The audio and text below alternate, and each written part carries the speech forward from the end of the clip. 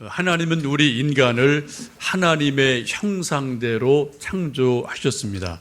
그래서 우리 모든 사람들 속에는 하나님의 형상이 어떤 모습이든지 이렇게 저렇게 우리 안에 바깥에 다 있습니다. 하나님의 형상이 무엇일까요?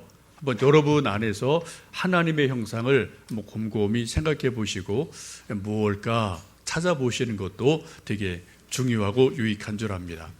먼저 우리는 지금 이게 몸으로 여기 앉아 있지만 우리 속에는 소위 영혼이라는 게 우리 어딘가 다 있어요.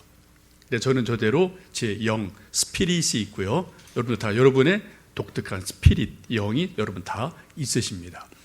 그래서 우리가 예배 드릴 때도 어떻게 해요? 영과 진리로 예배를 드린다라고 성경은 말씀을 하고 있습니다. 또 우리에게는 영원을 사모하는 마음도 주셨습니다. 전도서 3장에 보시면 솔로몬이 이렇게 고백합니다. 하나님이 모든 것을 지으시되 때를 따라 아름답게 하셨고 또 사람들에게 영원을 사모하는 마음을 주셨느니라 라고 말씀을 합니다. 우리 모든 사람들은 바깥에 나가서 하늘을 보면서 저 구름 너머에 뭐가 있을까? 또 밤하늘을 바라보면서 저 별 너머 그 너머에는 도대체 뭐가 있을까? 그런 고민을 하고 상상을 하기도 합니다. 왜요? 우리 모든 인간들 속에는 영원을 사모하는 마음을 주셨기에 시간을 뛰어넘어서 공간을 뛰어넘어서 영원을 생각하는 그런 갈망과 바람들을 우리 모두에게 이렇게 저렇게 허락해 주셨습니다. 그래서 우리가 시간을 넘어 영원을 생각하고 천국을 생각하고 영생을 사모하는 마음을 우리 모두에게 허락해 주셨습니다. 뿐만 아니라 우리에게는 양심도 있죠. 또 상식도 하나님 주신 아주 귀한 선물입니다. 또 감정, 자유, 의지, 이 모든 것들이 하나님이 우리에게 주신 하나님 형상의 한 부분이고 선물이기도 합니다. 그 중에 한 가지 오늘 소개하고 싶은 것은 소위 갈망하는 마음, 열망하는 마음, 영어로 되게 이제 desire라고 말을 하죠. 이 desire, 이것을 하나님이 우리 마음속에 모두에게 나름대로 심어 주셨어요.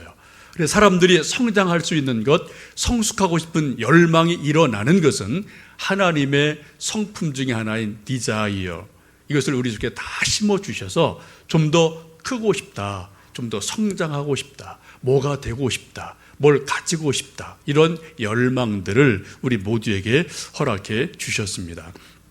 이것을 우리 크게 세 가지로 볼 수 있겠는데, 먼저 육체적이고 외적인 것으로 보면은 우리 모두는 좀 더 크고 싶다라는 열망이 있습니다.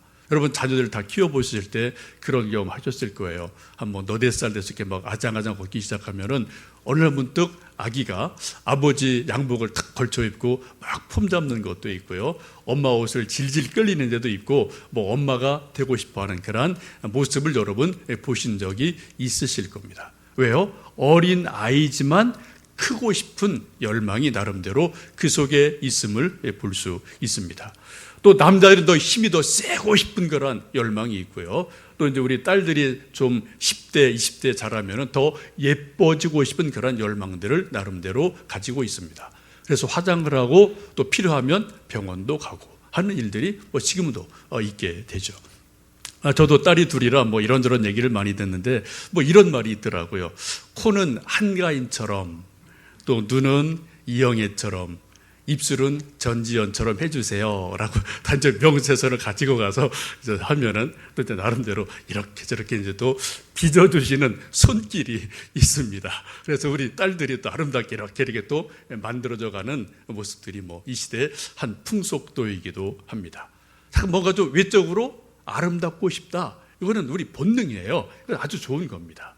근데 조금 더 철이 들면은 우리 사람들이 어떤 외적인 것뿐 아니라 조금 더 이제 내적인 것, 실력을 키워가기를 원합니다.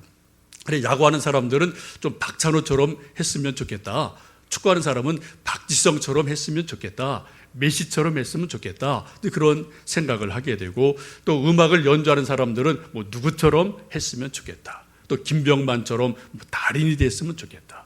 또 공부하는 사람들은 노벨상을 타봤으면 좋겠다. 이런저런 열망들을 나름대로 가지고 계속해서 성장하는 그런 동기를 갖게 됩니다. 조금 더 사람이 성숙하면은 이제 바라는 열망의 중심점이 조금 좀 달라져요. 그래서 어떤 인격적인 존재, 한 사람을 생각하면서 나도 저 사람처럼 살고 싶다. 저러한 인격이 되고 싶다. 그러한 열망을 가지게 됩니다. 그리고 어떤 사람들은 위인전을 읽으면서 나는 좀 링컨처럼 되고 싶어. 나는 간디처럼 살고 싶어. 그러한 생각을 가지게 되고 또 성경을 아는 사람들은 성경 속에 나타난 많은 인물들 가운데 누구를 생각하면서 나는 이분처럼 살고 싶어. 그러한 열망을 나름대로 가지게 됩니다. 여러분, 예수님을, 우리 완벽한 모델인 예수님을 조금 좀 뒤로다 놓고요. 성경을 읽으시는 가운데 여러분, 성경의 인물 가운데서 나는 정말 이 사람처럼 되고 싶어. 이 사람 닮고 싶어. 그렇게 좀 롤 모델로 생각하는 분이 여러분 누가 있으신가요? 딱 기억나는 분이 있으십니까? 너무 많으시면 곤란해요. 그럼 아무것도 아닙니다. 여러분 딱 한 사람, 두 사람 먼저 잡으셔야 돼요. 그 사람에서 깊이 연구하셔야 되고 관련된 책도 보셔야 되고 시시때때로 성경에서 그분을 뭐라고 말하는가, 어떻게 표현했는가 우리가 계속 보시면은 성경 속에 나타난 위인을 우리가 조금씩은 닮아갈 가능성이 우리에게 생겨집니다. 저는 20대 때 성경을 읽다가 어느 날 문득 구약을 읽다가 에스라라는 분을 알게 됐습니다. 그리고 그분이, 그 말씀이, 에스라라는 그분의 모습이 제 마음에 그냥 문득 어느 날 제 속에 다가왔어요. 그리고 지금까지 수십 년간 그 에스라라는 이름과 그분이 살았던 모습들이 제 마음속에 빙빙 맴돌고 있는 것을 지금도 깨닫고 느끼고 있습니다. 이 에스라라는 분은 지금부터 약 2500년 전의 사람입니다.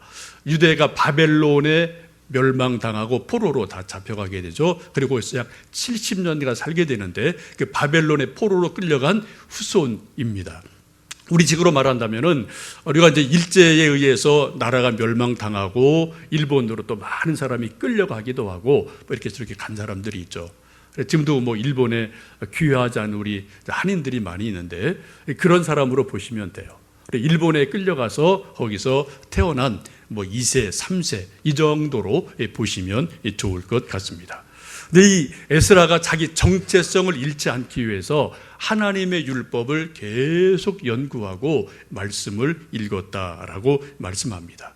약 70년의 세월이 흐르고 당시 황제였던 페르시아의 황제 아닥사스다가 이제 이스라엘 백성들에게 고국으로 돌아가도 좋다라는 귀환의 허락을 하게 됩니다. 이때 약 70년이 지난 어느 날 에스라가 오늘 본문에 쭉 나와 있는 것처럼 많은 사람과 더불어서 고국으로 귀환을 하게 되는 그러한 사람입니다. 이 유대 나라가 바벨론에 의해서 멸망을 당하고 바벨론 포로, 바벨론 유수라고도 말하죠. 포로로 잡혀가는데 그때 돌아오는 것이 3번 있어요. 수룹바벨이라는 사람, 또 본문에 에스라, 조금 뒤에 느헤미야. 이 3번이 거의 조금 앞서거니 뒤서거니 해서 다시 고국으로 돌아와서 무너진 자기 고국을, 예루살렘을 재건한 위대한 3명의 지도자 중에 한 분이기도 합니다. 이 에스라를 오늘 성경 말씀을 보시면 그렇게 소개를 하죠. 아론의 16대 손이었다. 소위 뼈대에 있는 제사장의 가문의 한 손주인 것을 보게 됩니다. 그래서 포로로 잡혀갔지만은 계속해서 하나님의 율법을 손에서 놓지 않고 연구하고 배우는 그런 일들이 있었습니다. 이제 70년 만에 바벨론에서 다시 고국으로 돌아오는데 그 거리가 대략 이렇게 됩니다. 지도를 보시면은 저쪽 수산이라는 데가 있죠. 거기가 당시 페르시아의 수도이고요. 거기서 쭉 거리를 거쳐서 예루살렘까지 돌아오게 됩니다. 1차 귀환, 2차 귀환의 이제 그림을 그려 놓은 것인데 오늘 성경 말씀 보시면은 1월 정월 초하루에 출발해서 5월 초하루에 도착했기 때문에 약 4달을 걷고 걸어서 폐허가 된 조국으로 돌아오는 그런 지도자 중에 한 사람이 바로 에스라이기도 합니다. 낮의 뜨거움과 밤의 추위와 또 수많은 강도들의 위협을 무릅쓰고 수산에서 자기 고국 예루살렘을 향해서 발걸음을 옮기는 에스라와 그 무리들을 한번 생각해 보시면 좋겠습니다. 결국은 에스라와 여러 사람을 통해서 이 무너졌던 유대라는 나라가 다시 한번 재건이 되어지게 됩니다. 많은 사람들은 이 에스라를 일컬어서 제2의 모세다라고 말을 하고요, 소위 랍비의 원조다라고 이야기합니다. 우리가 성경 읽을 때 랍비여, 또 사도 바울도 랍비여, 또 예수님께도 많은 제자들이 라보니여, 랍비여라고 말을 하죠. 그게 뭡니까? 선생님, 스승님, 또 랍비 같은 말인데, 이 랍비의 원조를 바로 에스라로 봐요. 많은 학자들은. 그만큼 중요하고 비중이 있는 사람이 에스라라는 사람이기도 합니다. 오늘 6절 말씀 보시면 그렇게 말씀합니다. 에스라가 누구냐? 한마디로 하나님께서 모세를 통해서 주신 율법에 익숙한 학자다라고 말씀을 하고 있습니다. 익숙하다는 것은 능통하다는 겁니다. 정통하다는 겁니다. 또 사통팔달 막힘이 없이 전체를 쭉 꿰뚫어서 알고 있는 그러한 사람입니다. 요즘 말로 말하면 전문가라고 말할 수 있고 소위 프로다라고 말할 수가 있겠습니다. 잠언 22장에 이렇게 말씀합니다. 내가 자기 일에 능숙한 사람을 보았느냐? 이러한 사람은 왕 앞에 설 것이요 천한 자 앞에 서지 아니하리라 라고 말씀합니다. 뭔가 능숙한 일이 있으면 그것이 공부든 악기든 운동이든 뭐든 간에 뭔가 능숙한 일이 있으면 그 능숙한 일 때문에 어떻게 된다고요? 그냥 평범한 사람 앞에 서지 않고 왕 앞에 서서 인정을 받는다, 존중을 받는다라고 말씀을 합니다. 여러분 요즘 좀 보십시오. 축구공 하나만 잘 차도요, 세계에서 서로만 스카우트를 해가요. 그리고 대통령이 있는 자리에서 축구 경기를 하고 골을 넣습니다. 요만한 골프공, 요만한 주먹만한 건데요, 그 공을 하나 홀에 톡톡 잘 넣는 사람 별거 아니에요, 그죠? 세계에서 가장 잘 치는 사람 뭐라고 그래요? 골프의 황제라고 불러주고요. 세계 정상들이 나랑 한번 좀 골프 칩시다, 먼저 손 내밀어서 한 수 좀 가르쳐 주십시오라고 요청을 해요. 또 바둑 잘 두는 사람들, 바둑의 고수들 누구예요? 나이 많은 사람도 나이 어린 사람한테 가서 좀 한 수 좀 둡시다 라고 자기 일에 정통한 사람을 존중하고 인정을 해줘요. 우리가 이 세상 살아갈 때 우리가 어떤 일에 정통한 그것 때문에 우리가 세상에서 인정을 받습니다. 또 대가를 받아서 경제 활동을 하기도 합니다. 또 그것 때문에 우리가 명예가 높아지기도 하고, 때로는 대통령 앞에 사람들 앞에 서서 인정받는 일들이 있음을 우리가 보게 됩니다. 여러분이 지금까지 인생을 사시면서 다 이런저런 일들을 나름대로 해오시는데, 저도 마찬가지고요. 여러분이 정말 이 일은 누구보다 내가 이 일에는 정통하다, 일은 내가 익숙하다라는 것이 여러분 한두 가지 다 있으실 거예요. 그게 나를 만들어주는 아주 중요한 일임을 보게 됩니다. 근데 오늘 성경 말씀 보시면 에스라라는 사람은 다른 일이 아니라 바로 하나님의 율법에, 성경 말씀에 정통한 사람이다라고 성경은 말씀하고 있습니다. 정말 귀한 거죠. 세상의 운동, 어떤 악기, 어떤 학문에 정통한 것도 아주 중요한 겁니다. 그러나 하나님의 말씀에 정통하다는 것은 더 중요한 의미가 있음을 보게 됩니다. 말콤 글래드 웰이라는 사람이 이제 아웃라이어라는 책을 썼는데, 그 책을 보시면은 세계에서 아주 탑 클래스에 올라가는 전문가들을 쭉 수십 명을 연구해 보니까 그 사람들이 그 자리에 오르기까지 적어도 1만 시간을 쏟아 부었다라는 것을 이건 통계학적으로 발견을 하게 돼요. 그 사람이 말하기를 소위 1만 시간의 법칙을 이야기하고, 이것도 다른 사람들은 10년의 법칙 이렇게 말하는 사람도 있습니다. 어쨌든 이 에스라가 식민지 시대에 태어난 그러한 사람이지만 하나님 말씀을 파고들면서 하나님 말씀에 익숙한 사람으로, 하나님 말씀에 정통한 사람으로 서게 되고, 그것을 통해서 지금 성경의 기록이 되고 지금 수천 년 지난 지금 우리에게까지도 에스라가 소개가 되어지고 있습니다. 저도 20대 어느 날, 저도 그날이 언제인지는 정확히 모르겠어요. 성경을 쭉 읽다가 문득 이 말씀이 제 마음에 그냥 다가왔어요. 왜 그랬는지 저도 모르겠습니다. 그냥 정말 문득 어느 날 성경을 읽다가 에스라라는 분이 있구나. 정말 멋있는 분이네. 정말 괜찮네. 그런 생각이 들면서 제 마음속에 말씀이 다가왔습니다. 그리고 제게 다가온 그 말씀이 수십 년간 제 머릿속에서 제 마음속에서 저를 떠나지 않고 빙글빙글 돌며 말씀을 생각하고 또 에스라를 생각하면서 세월을 살아오게 됐습니다.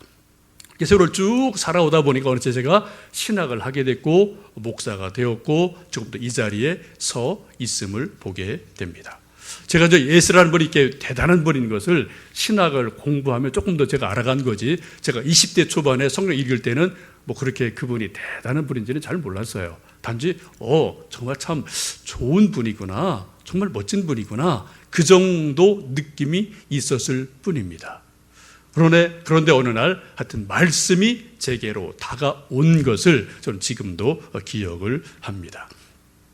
우리가 좋아하는 시인 중에 김용택 시인이 있습니다. 그분이 쓴 책 중에 시가 내게로 왔다라는 그런 책이 있습니다. 거기서 이런 말을 해요. 그분이 시인이 된 배경을 이렇게 고백을 합니다. 그랬어. 20살 무렵이었지.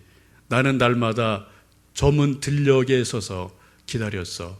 강물이 흐르고 비가 오고 눈이 오고 쭉 그렇게 지나던 그러던 어느 날 시가 내게로 왔어. 김용택 신이라는 분이 시인이 된 이유가 별거 아니에요. 어느 날 문득 시가 자기로 다가오게 되고 시심이 다가오게 되고, 그리고 그분이 우리가 사랑하는 아주 좋은 시인으로 지금 생존해 있고 영향을 끼치는 것을 보게 됩니다.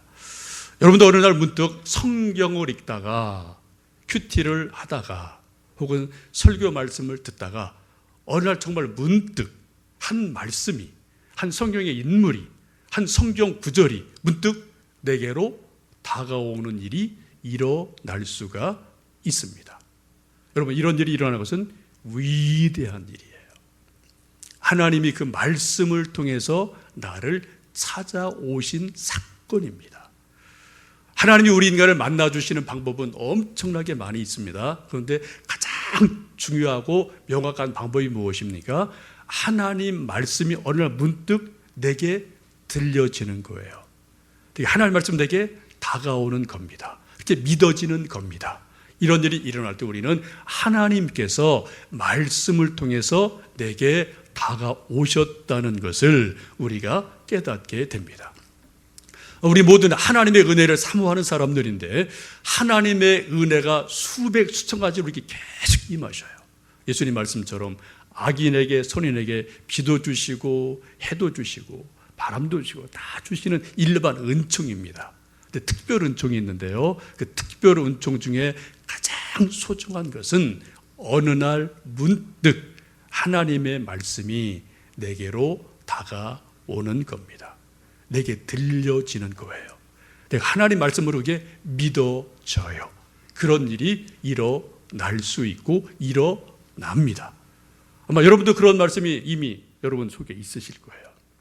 그 말씀이 뭔지를 여러분 잘 생각해 보시고요, 그 말씀을 다시 한번 좀 잘 새겨 보시면 좋겠습니다.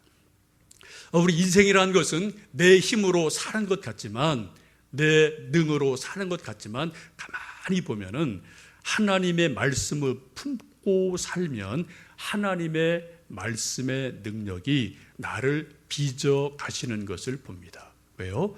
하나님의 말씀에는 하나님의 능력이 있기 때문입니다.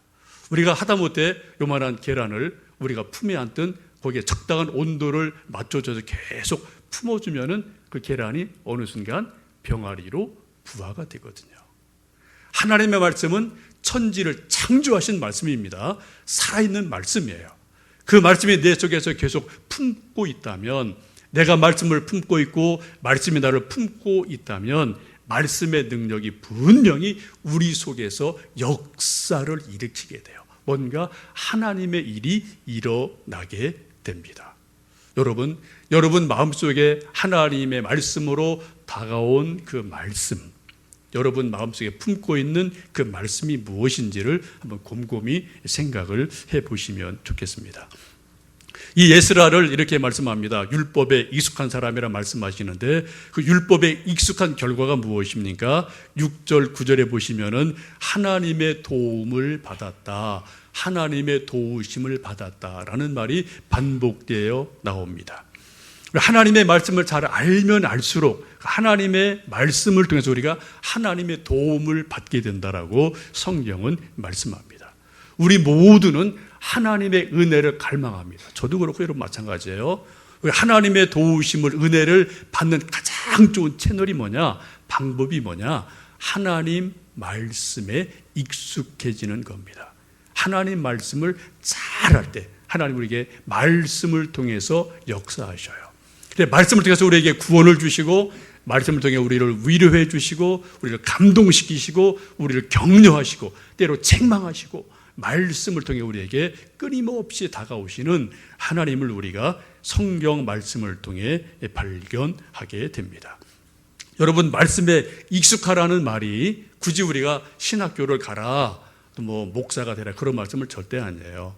그것이 아니라 정말 하나님이 내게 주시는 말씀을 우리가 받을 수 있는 그 마음, 이것이 중요하다라는 말씀입니다.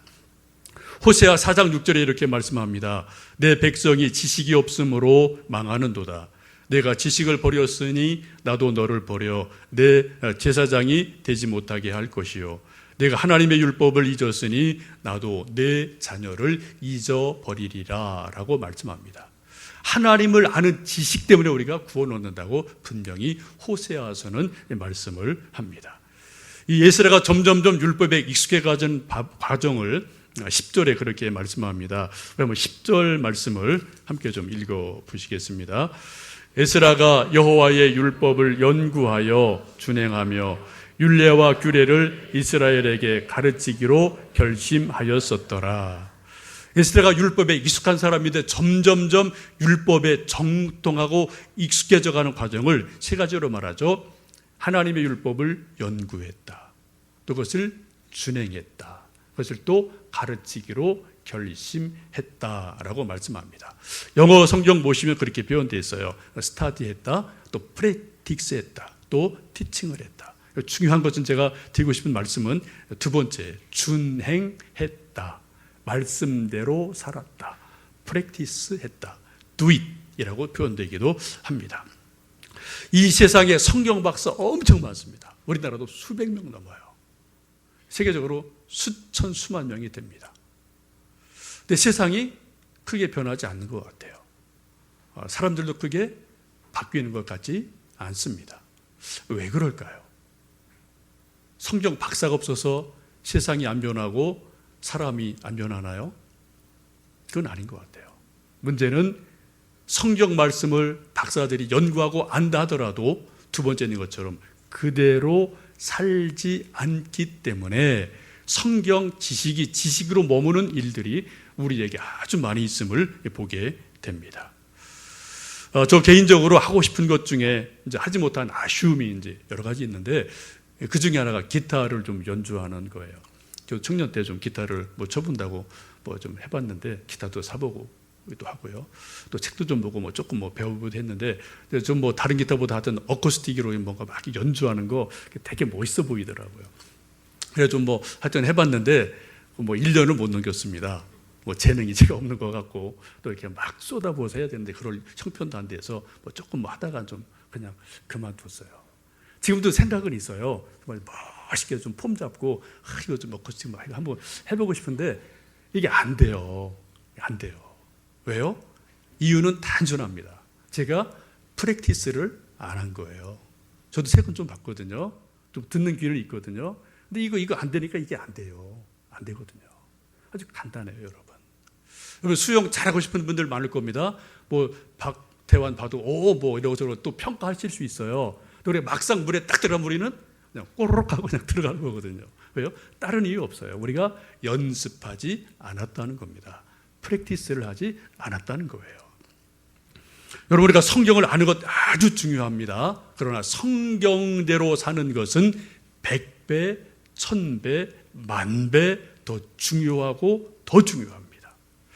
우리 모두는 기도의 능력을 받기를 원해요. 성경 말씀합니다. 쉬지 말고 기도해라.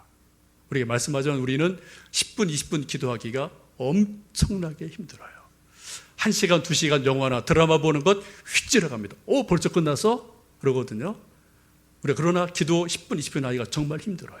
그래서 우리에게서 기도의 능력이 나오지를 않습니다.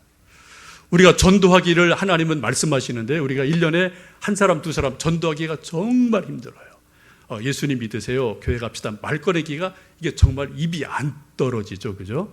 근데 우리가 친구들이랑 커피 마시면서 2시간, 3시간 수다 떠는 것은 뭐 이건 끝이 없어요. 벌써 2시간 돼서 그렇게 나가거든요. 왜 그렇습니까? 전도의 프랙티스가 우리가 없다는 거예요. 서로 사랑하라, 서로 용서하라, 충성하라, 수많은 말씀이 있는데 우리가 그렇게 하지 못하는 이유는 우리가 몰라서가 아니라 우리 몸이 do it 그렇게 하지 못하기 때문임을 우리가 잘 알고 있습니다. 그러므로 우리가 성숙이 없고 성장이 없고 변화가 없어요. 그냥 그대로 흘러가는 것을 보게 됩니다. 여러분이 성경 지금까지 읽으신 것 중에, 큐티를 하신 것 중에, 혹은 설교를 들으신 것 중에 이건 정말 하나님 말씀 같다라고 여겨지는 것이 한 가지, 두 가지 있을 거예요. 많이 잡지 마시고요. 딱 하나만 지금 생각하세요. 생각하셨습니까? 뭐든 간에 그 한 가지 여러분, 이건 정말 성경에 있는 하나님 말씀 같아, 이렇게 믿어 내가 라고 인정하는 한 말씀을 딱 잡으시고 여러분, 그 말씀을 이번 일주일간 하루에 10분, 20분 해보십시오.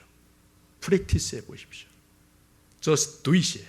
해보세요. 그리고 거기에서 하나님의 능력이 나옵니다. 하나님의 임재를 경험하게 됩니다. 하나님의 임재하심을 체험하고 느끼는 놀라운 일들이 실천할 때 일어남을 우리는 압니다. 여러분, 우리가 좀 배가 아파서 배탈이 나면은 약국에 가서 약을 사서 좀 약을 먹을 때가 있어요. 근데 어떻게 조금 이제 꼼꼼한 분들은 약을 사서 바로 드시지 않고 거기에 약에 대한 설명서를 쭉 읽어요. 깨알같이 좀 조그맣게 쓰여 있는 그런 것들이 있습니다. 이것도 약에 대한 책인데 이런 거요. 앞뒤로 이렇게 좀 조그맣게 있거든요. 요 깨알 같은 걸 다 그냥 줄쳐서 다 읽는 분이 계셔요. 그 훌륭한 겁니다. 아주 그 훌륭한 자세예요. 근데 두세 번 이거 읽고 약은 안 드셔요. 배탈이 날까요, 안 날까요? 당연히 배탈이 안 났죠. 이거 안 읽어도 괜찮아요. 한번 쓱 봐도 돼요. 근데 약을 그냥 믿음으로 먹었다. 어떻게 돼요? 배탈 나죠. 그겁니다. 하나님의 말씀이 동일해요. 우리가 아는 것 중요합니다. 그러나 더 중요한 것은 말씀대로 사는 거예요. 말씀대로 실천하는 겁니다. 반드시 그곳에 하나님의 능력이 나타날 줄로 믿습니다. 에스라가 위대한 것은 그가 성경에 익숙한 학자여서가 아니라 그렇게 준행했다는 겁니다. 우리도 에스라 같은 사람은 아닐지라도 우리가 성경 말씀에 있는 말씀처럼 에스라의 하나님을 경험하기 위해서 말씀을 연구하고 말씀을 준행하며 가르치기를 힘쓰면서 에스라의 하나님을 또 21세기 오늘 이 시대에서 나름대로 경험하시는 놀라운 은혜가 저는 저대로 여러분에게 임하기를 간절히 축원합니다. 기도하겠습니다.